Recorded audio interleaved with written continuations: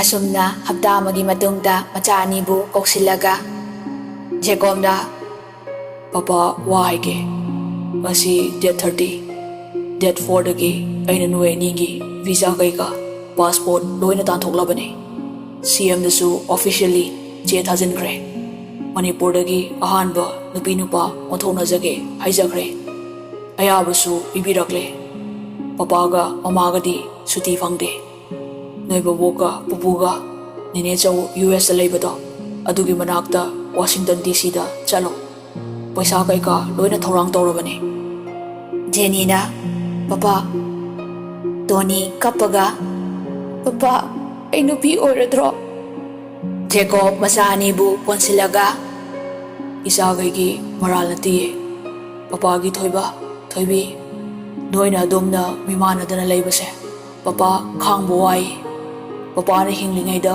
ꯑꯔꯩꯕ ꯃꯥꯟ ꯆꯥꯡ ꯌꯣꯜꯂꯁꯨ ꯅꯣꯏꯕꯨꯗꯤ ꯃꯇꯤꯛ ꯆꯥꯕ ꯃꯤ ꯑꯣꯏꯍꯜꯂꯝꯃꯒꯦ ꯇꯣꯟꯁꯨ ꯆꯪꯂꯛꯏ ꯔꯣꯖꯔꯅ 5 ꯄꯤꯔꯛꯑꯦ ꯏꯆꯦꯗꯒꯤ 5 ꯑꯃꯒ ꯂꯧꯔꯛꯑꯦ ꯖꯦꯀꯣꯕꯅ ꯑꯗꯨꯗꯤ ꯕꯕꯥꯅ 50 ꯄꯤꯔꯛꯄꯗꯨꯒ 1 crore 50 lakh ꯂꯩꯔꯦ ꯐꯔꯦ ꯑꯋꯥꯠꯄꯗꯣ ꯆꯦ ꯌꯥꯏꯒ ꯆꯦꯇꯣꯟꯒꯗ ꯍꯥꯏꯔꯒꯦ ꯇꯣꯟꯅ ꯍꯣꯏ ꯅꯣꯡꯃꯇ ꯐꯨꯔ ꯐꯥꯎꯕ ꯀꯞꯇꯕ ꯖꯦꯅꯤ ꯉꯁꯤꯗꯤ ꯃꯄꯥꯒ ꯃꯃꯥꯒꯅ ꯋꯥꯖꯕꯗꯨ ꯎꯕꯗ ꯃꯄꯤ ꯇꯥꯔꯛꯏ ꯇꯣꯅꯤꯗꯤ ꯀꯞꯄꯗ ꯅꯠꯇꯦ ꯍꯤꯛ ꯂꯥꯎꯈꯩ ꯄꯩꯁꯥ ꯃꯌꯥꯝꯁꯦ ꯀꯥꯏꯗꯩꯅꯣ ꯄꯄꯥ ꯑꯩꯈꯣꯏꯒꯤꯗꯃꯛꯇ ꯑꯁꯨꯛ ꯌꯥꯝꯈ꯭ꯔꯕ ꯁꯦꯟꯐꯝꯁꯤ ꯖꯦꯀꯣꯕꯅ ꯏꯄꯥꯒꯤ ꯇꯣꯅꯤ ꯅꯣꯏꯅ ꯃꯗꯨ ꯎꯒꯅꯨ ꯃꯁꯤ ꯑꯩꯈꯣꯏꯒꯤ ꯏꯊꯧꯅꯤ ꯇꯣꯟꯅ ꯂꯥꯎ ꯆꯥ ꯁꯥꯕꯁꯦ ꯈꯔ ꯆꯥꯎꯔꯁꯤ ꯄꯩꯁꯥ ꯄꯥꯏꯔꯝꯈ꯭ꯔꯕ ꯏꯅꯥꯛ ꯈꯨꯜꯂꯝꯈ꯭ꯔꯕ ꯖꯦꯀꯣꯕꯀꯤ ꯐꯦꯃꯤꯂꯤ ꯂꯣꯏꯁꯤꯜꯂꯛꯑꯦ ꯆꯠꯄꯒꯤ ꯇꯤꯀꯦꯠꯀꯤ ꯑꯃꯨꯛ ꯍꯣꯠꯅꯕꯗ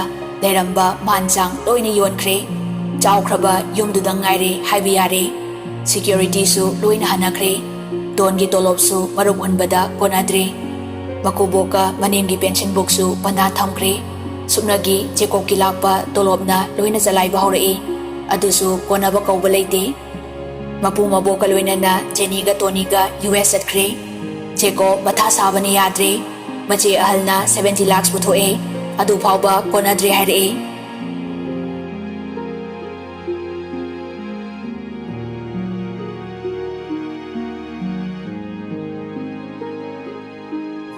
ꯃꯄꯨꯔꯣꯏꯕꯒꯤ ꯑꯋꯥꯕ ꯌꯦꯡꯕ ꯉꯝꯗ꯭ꯔꯗꯨꯅ ꯇꯣꯟ ꯅꯨꯃꯤꯠꯇꯨ ꯃꯄꯥꯝꯗ ꯂꯥꯛꯏ ꯃꯦꯝꯆꯥꯅ ꯌꯥꯏꯃ ꯏꯁꯨꯈꯩꯒꯤꯗꯤ ꯀꯩ ꯄꯥꯎ ꯂꯩ ꯇꯣꯟ ꯀꯞꯄꯒ ꯏꯃꯥ ꯕꯕꯥ ꯅꯣꯏ ꯑꯅꯤ ꯑꯩꯈꯣꯏꯗ ꯂꯩꯔꯨꯔꯁꯦ ꯔꯟꯕꯤꯔꯅ ꯌꯥꯏꯃ ꯃꯔꯝꯗꯨꯗꯤ ꯍꯥꯏꯌꯨꯗꯅ ꯍꯣꯏꯅꯦ ꯏꯆꯥꯒꯤꯗ ꯂꯩꯔꯁꯨ ꯑꯃꯍꯥꯅꯤꯅꯦ ꯇꯣꯟ ꯀꯞꯅ ꯀꯞꯅ ꯐꯝꯊꯔꯒ ꯄꯩꯁꯥ ꯀꯣꯟꯅꯗ꯭ꯔꯦ ꯌꯨꯝ ꯏꯪꯈꯣꯜꯁꯦ ꯌꯣꯜꯂꯁꯦ ꯕꯕꯥ ꯃꯦꯝꯆꯥ ꯀꯞꯄꯒ ꯏꯃꯥꯒꯤ ꯌꯥꯏꯃ ꯇꯣꯟꯅ ꯏꯃꯥ ꯗꯗꯥꯅ ꯃꯊꯥ ꯁꯥꯕꯁꯦ ꯎꯕꯗ ꯑꯩ ꯌꯦꯡꯕ ꯉꯝꯗ꯭ꯔꯦ ꯍꯧꯖꯤꯛꯄꯨ lakh 10 ꯋꯥꯠꯈꯤꯅꯤ ꯍꯥꯏꯔꯛꯑꯦ ꯔꯟꯕꯤꯔꯅ ꯏꯄꯥꯒꯤ ꯌꯥꯏꯃ ꯕꯕꯥꯅ ꯃꯔꯨꯞ 5 ꯇꯥꯕ ꯑꯃ ꯌꯥꯎꯕꯅꯤ ꯑꯗꯨ ꯍꯌꯦꯡ ꯇꯥꯕꯅꯤ ꯑꯩ ꯉꯥꯡꯅꯔꯨꯔꯒꯦ ꯑꯗꯨꯒ ꯃꯃꯥꯡꯒꯤ ꯍꯤꯡꯒꯣꯜꯁꯨ ꯌꯣꯜꯂꯁꯤ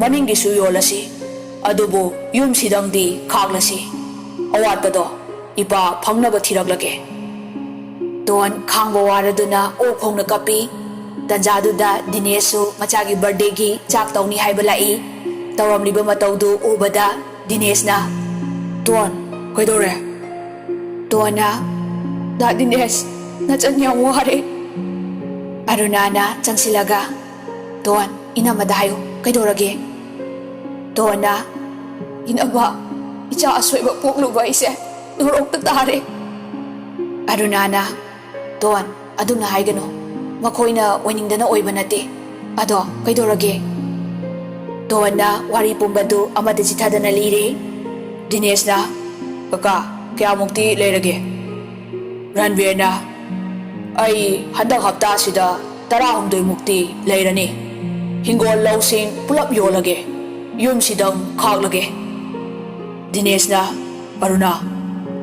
ꯑꯔꯨꯅꯥꯅ ꯗꯥ ꯌꯥꯏ ꯑꯩꯒꯤꯗꯤ ꯗꯤꯅꯦꯁꯅ ꯌꯨꯝ ꯁꯥꯒꯦꯅ lakh 5 ꯊꯝꯕꯅꯤ ꯃꯔꯨꯞ ꯐꯥꯎꯕꯒꯤ ꯑꯗꯨꯒ ꯅꯣꯏ ꯏꯅꯝꯃꯅ ꯕꯦꯡꯛꯇ ꯇꯨꯡꯁꯤꯟꯕ 3 ꯃꯨꯛꯀ ꯂꯩꯕꯅꯤ pulap lauro. Ton Dinesh ki wahayduda amuka hena maichak oire. Makhol thokna kappa haurai. Dinesh na makok tunan thabiraga. Dadasu noi namasu loina sarkari thabak taurasidi. Karigi warino. Ton na da Dinesh aibu kari papno. Arunana se to se kaplano se inama wahayge muna tao ko. Trans men, trans woman singsida makoida opposite gender ki character ama chelise ayamba maramdi makoigi genes da soirakpa natraga hormones da soibana oigali basi gender dysphoria haina su khangnei makoigi leiriba moong aduda chana janaba surgery tawraga semba yai maduni gender reassignment natraga sex reassignment surgery SRS haina su khangnei hariba surgical procedure asida physical appearance amadi sexual characteristics singdo change tawdoini makoina society asida leibada chanagadaba moong duda sembigadorini SRS haiba surgery asida maruoina yaudoise genital organ reshape tawba genital reassignment surgery haibaduni nupidagi nupa onba nupadagi nupi onba haiduna leibanina surgery asi tawbada procedure makhal kaya ama changi maming oina hairabada nupadagi nupi onba matamda orchiectomy pineectomy vaginoplasty feminizing augmentation mammoplasty orchiectomy facial feminization surgery reduction thyrochondroplasty voice feminization surgery mayam amasu leikhre aduga nupina nupa onba matamdana bilateral mastectomy with chest reconstruction hysterectomy or oophorectomy, metodioplasty, scrotoplasty, ureteroplasty, vaginectomy, phalloplasty, sidagi henba kaya amasu leiribani. Adubo surgery asi HIV positive orba mi natraga hepatitis C na naraba mi dati pangthokpa luna thokani. Ado angang ani sidi adomba case leitabani na madugi khudongsadabadudi makoidati leiraroi. Ton Arunana takliba mayamdu taraga masasingbu hena nungsirai. Tona oh inama aduk yamba surgery singdudi aigi isasingdu kaisudi tawroi ko. Arunana tawroye pakarkano adubo aina haigadoriba wasi nang munna tako nungaitaba karisu tawgano pumnamak matamgi matung inna oiba yabasing soidana puthorakani. Ton pakhatna inama haibiyo. Arunana trans woman ga trans men ga si fana nupi nupa 100% oiduna su angang popati kaidonung de yaroi. Ton masadu iba pakhatna inama.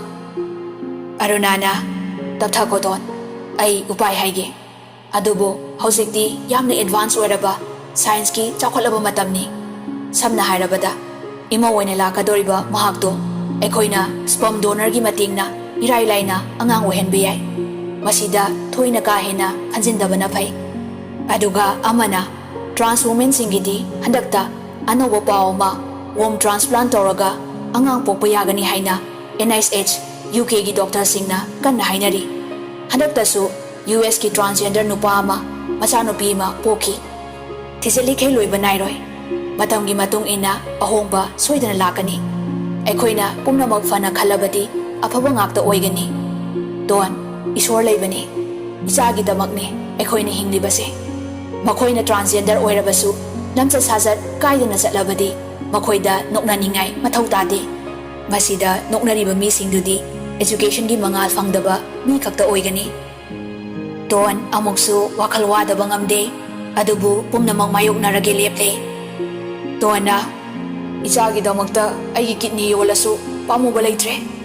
Baba pungse yadre ai halage lakunduna loire changdoba madudadi upaya ma tawraga handak hapta sida thakrasi. Ranbirna fare yoro thenglani iba soidana thilake nangnaba. Toana hoi baba dadines inama ima ai chalukige ko.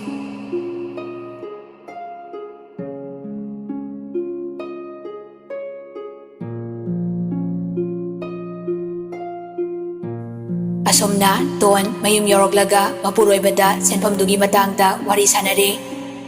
Jacobna masusing yaktagda loina hegwaminareko. Donna aigi isa kaisu tawde afaba ngaktani. Masusingidamagta mama mapa ahaloibasingna waba haise hauna sani. Aigi isa mayamga mimanadaba nate. Ngasidi inama Ronana loina tapirai. Nahangay wafamsing asi karimta haibidriba karigino. Hana khangamlabadi isada set faw tharoy. Jacobna yarese toklose potharo. Jaksu aina loirabani. Nangsu aisu asoiba khara lei. Donna dadagi leizaramba property loina loire. Adubu singumba mayam leiribasi surgery tauba ngamjadaba mama mapana chaklamgadabado khallubada yamna nungaiti. Jacobna kanagumba miyoi kharana makoibu ubada tugatse hangoine madu aranba wakhalni. Ai homo oige ai tomboy oige na oikiba amada nate. Hojikti yamna chakhole makoigisu hak chauna leire. Sarkarnasu nupi nupa launaba yabagi ayabasu pire. Masi kaisu kaidi migi life ni hanthana yengba noknariba misingduna hena zuga charamoy. Apawa mi amata migi sitragupta yengloi. Jajadaba mina mahelabani miwangangnaba. Donna chome adusu akoi mitei masana mahele. Lariki mangal phangba akoi pau khangdaba mayam leiri. Larik haitraba ahal singsini angang na wadoisi. Mara fatana mahi phaba yaponte. Ahal singi makhasu yamna boli anga ama phanaba honabada. Hoi mama ampa faraga macha fatabasu leitaba nate. Adubu angang haibasi piklingaidagi loina semba yabani. Ai isa gaidi madu yadabadunabu makhoi apamba surgery tawdoisini. Jacobna farese chakcharurase. Ima babadu udabasu kuire. Anaye yaudabara. Donna yaude. Jacobna matha saramlani do ahaloraba matamsida. Donna khara saba tabani. Yare dasu thoina khanjinbirano. Chakcharurase. Aisu hayeng bot mayagi thabak yami. Jacobna hoi lao. Asomna matay manaw chaksaba loiraga pothanakri.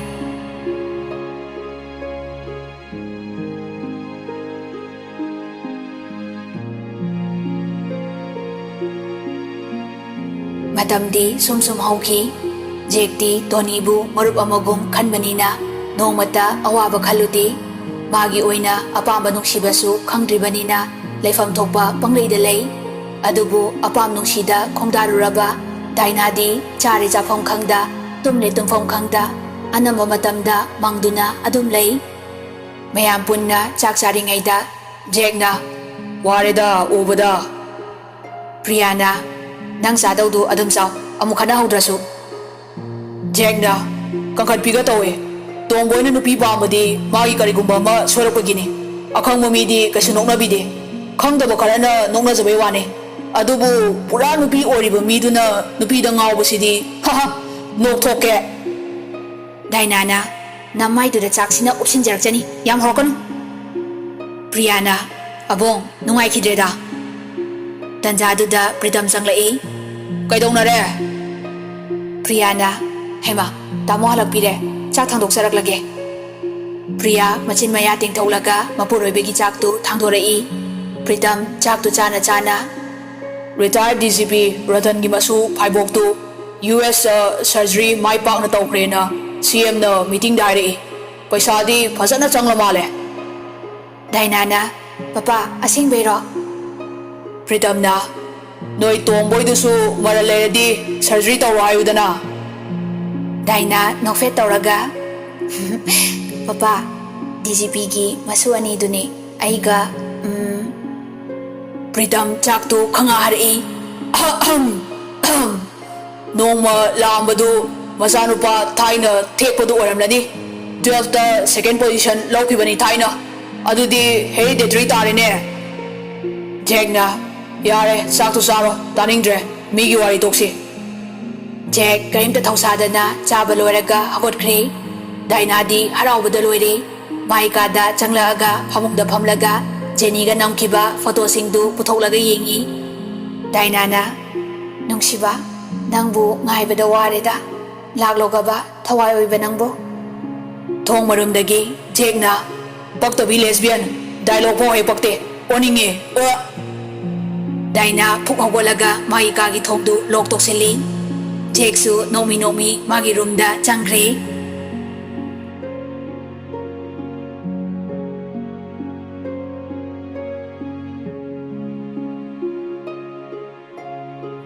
Somdana US da hospital da mane chaubina Toniga Jennyga yengba changlai manena hi good morning Toniga Jennyga punna good morning ne chaubi manena Toniga Jennyga gi mamit maya masasing tapna pairaga check tawi manena nasa nungai taba kai kalera su loina haidau ko nene chaubi da Jenny na hoi nene chau Manena Ako'y Tony se kung paazama nini faw ngawri game te hewate Manipurda nupamayam na tanadana among milatani ko Tony ikay na lugtaraga ng fet tauzay Manena maruoy na Tony nangi body du matam kara observation changli madu response lakpra laktabra haibadu yengkini madu lakdri fawdi ninigida laikisi ko Tony na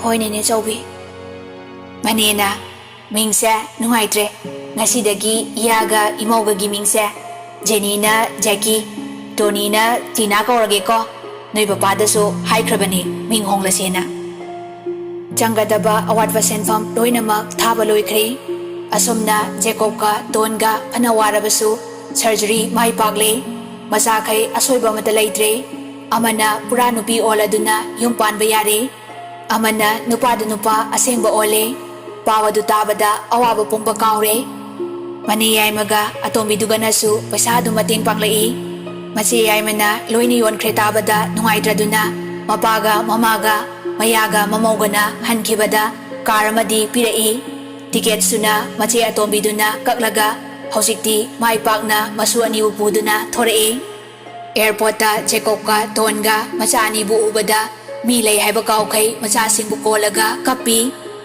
Jacob na masidagi ni chauna thonbiba Jackie du kaurage ko Jackie na hoi papa kapkanu se hojiti nasanu pala asidi noibu amuhana wahala roi vocal ga loina change tawraga nupadona nganglai kharaga hena wangna ba haiduna hidaksu kapai tasengna chawgadaba waliba angang aktanina yamna chawba mi natrabasu nupa ama oibagi chap charaba sabani Dona imagi tina isana asuk phajana thorokpasi ubada ima pele Tinana mama haraga mama bu kolaga kapminei Ratanna toiba chalasira Jacobna ahoi baba ai ke omta faruge Ratanna toiba farurano Nache ay mana mi tare nipan mo tongba chanba karma pirai ha adu hekta thawai ipamsa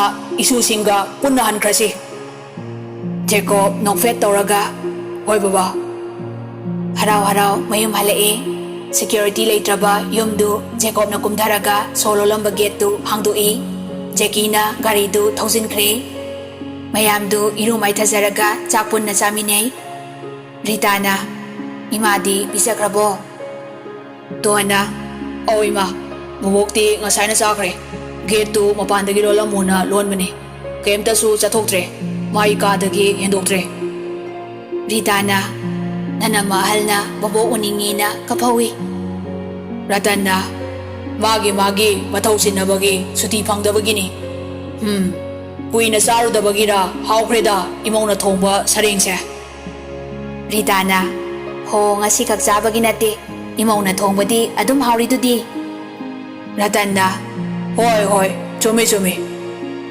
Jacob na thoiba thoibi noeni hayengdagi school chatba hawroko millennium da babana admission tawkrabani Tina na papa topper kanana oikige Jacob na aidi exam gi marolga loi kawre kanana oinige noi tamona nindana Tina na aya second di Jacob na ꯅꯣꯏ ꯁ꯭ꯀꯨꯜꯒꯤ ꯅꯨꯄꯥ ꯑꯃꯅ ꯑꯣꯏꯕꯅꯤ ꯖꯦꯀꯤ ꯊꯋꯥꯏ ꯅꯨꯡꯉꯥꯏꯇꯅ ꯆꯥꯛꯇꯨ ꯄꯪꯅꯝꯗ ꯅꯝꯂꯒ ꯍꯣꯏ ꯃꯥꯏ ꯍꯩꯗꯒꯩ ꯆꯥꯏ ꯖꯦꯀꯣꯕꯀ ꯗꯣꯟꯒ ꯌꯦꯡꯅꯔꯒ ꯅꯣꯛꯐꯦꯠ ꯇꯧꯖꯩ ꯖꯦꯀꯣꯕꯅ ꯏꯁꯥ ꯇꯤꯅꯥꯗꯤ ꯁꯕꯖꯦꯛ 3 ꯂꯦꯇꯔ ꯆꯠꯂꯤ ꯚꯦꯔꯤ ꯒꯨꯗ ꯗꯣꯟꯅ ꯌꯥꯔꯦꯕ ꯉꯁꯤꯒꯤ ꯉꯥ ꯊꯣꯡꯂꯤꯁꯦ ꯅꯣꯏ ꯂꯥꯛꯄꯩ ꯅꯠꯇꯦꯀꯣ ꯀꯅꯥꯅꯣꯃ 3rd ꯄꯣꯖꯤꯁꯟ ꯂꯦꯞꯄꯩꯅꯤ ꯖꯦꯀꯤ ꯆꯥꯔꯝꯕ ꯆꯥꯛꯇꯨ ꯈꯪꯍꯥ ꯍꯥꯔꯛꯏ